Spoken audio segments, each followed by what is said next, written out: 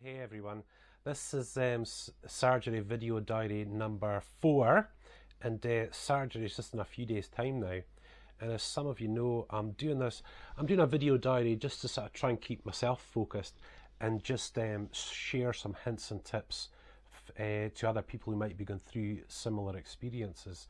But yesterday I'd shared about doing things that you really enjoy doing before surgery. So you've got those sort of fresh, good memories to keep you really positive and keep you sort of moving through it. It makes such a huge difference. It really does. So in keeping with that, I think I'll head up to a place called Lochandorb, which is just up in the Scottish Highlands there.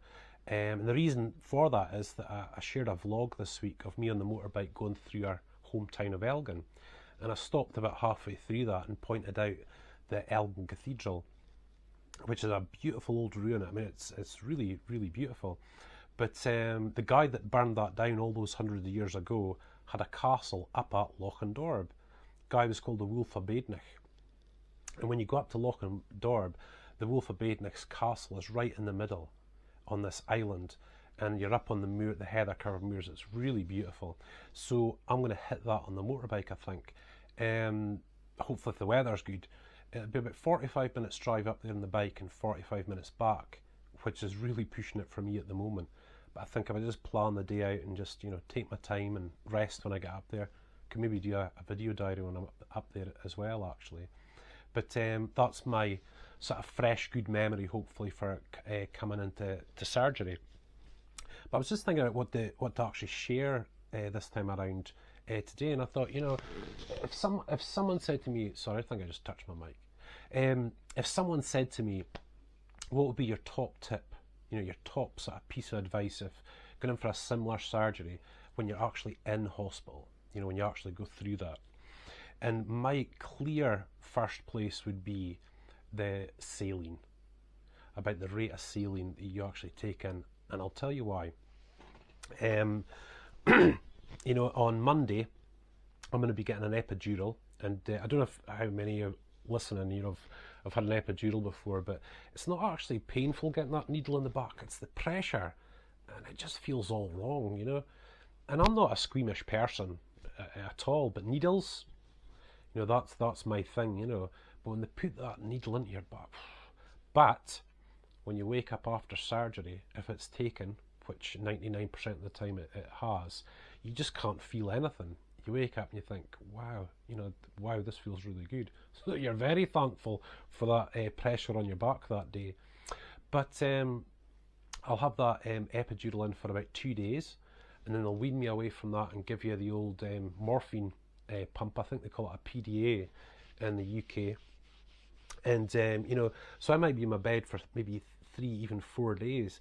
Now, that's a long time to be in your bed, even for the best of times. I think the fittest of people would wake up pretty stiff after that. But, after that 3 or 4 days, which I always try to do, is get up out of bed as soon as possible and get moving. And that's not easy. That's like your first hurdle to cross. It's quite a big hurdle to cross at times. But it's something, I'm going to have to do it next week, that point where I'm sitting there going, I really don't want to get up, but I'm going to have to push myself to get up. And the great tip of that little particular part is to have a hot bath waiting for you on the other end. When you go for that walk, you instantly begin to loosen off in your legs and your arms and your back. It really does make such a difference. And if you can get into that lovely hot bath, the hot bath makes it 10 times better within 5 minutes. It's just the feeling of it, if you can just lie back in that lovely hot water, it's just tremendous. And when you come back to bed, maybe half an hour later, you feel like a different person. It really makes such a huge difference. But all these things really don't matter if you're getting your saline at the wrong rate. Now, this advice might not be for everybody because our bodies all absorb fluids at a different rate. But I don't have a large bowel, and the large bowel, of course, extracts quite a lot of fluid into your body. So if I get too much, I can have major problems. And the last major problem I had with that, even going into this last surgery, I knew this, but of course the surgery went all wrong. You know, I was out of the game for 2 or 3 days, and when I came back around again, I was compos mentis. I noticed my saline drip was wide open, and I looked at my belly, and it was solid. I mean, I'd lost a stone and a half, but my belly was as solid as it possibly could be, and that was the fluids. I'd been getting too much fluids. So I'd said to the nurses, you know, guys, can you turn down? Oh, no problem. So they turned it down. Within a few hours, my belly started feeling better, that it started to loosen off, things started to move, and what a difference it made within a few hours. It really did. So, like I said, everyone sort of absorbs fluid at different rates, especially older people, and I count myself in that because you know I'm in my early 40s now, but generally, you know, older people can retain fluid, and it can be very, very painful. So you can imagine if this is wrong, you've got to go through that 3 or 4 days on your bed and then try and get out of bed at the end of it with a solid stomach. It's hard enough, you know, it's difficult enough without it. So your saline is absolutely critical that it's at the right level. And again, like I said, you know, if somebody asked me this, the very first thing I'd talk about is saline. You know, and it is hugely important that you get it at the right rate, and it can make your hospital stay and your rehabilitation so much better. In fact, 10 times better, I would say. Um, you know, because you've got enough to go through as it is, you know, and I've got enough to go through next week without having, you know, undue pain. I don't like unnecessary pain and agony for nothing, you know. So it's something that Sharon's brilliant with. She'll be right on top of it this time around. She wasn't last time, just because it was emergency surgery.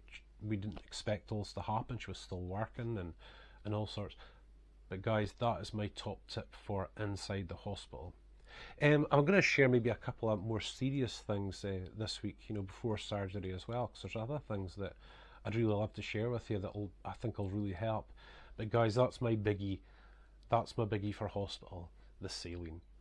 So listen, guys, thanks so much. Again, thank you for the personal messages and the comments, and I'm so glad this is helping some of you. And if you see this in 2 or 3 months' time and it helps you, spot on, I'd be so delighted. So listen, guys, thank you so much. God bless you. I'll speak to you soon.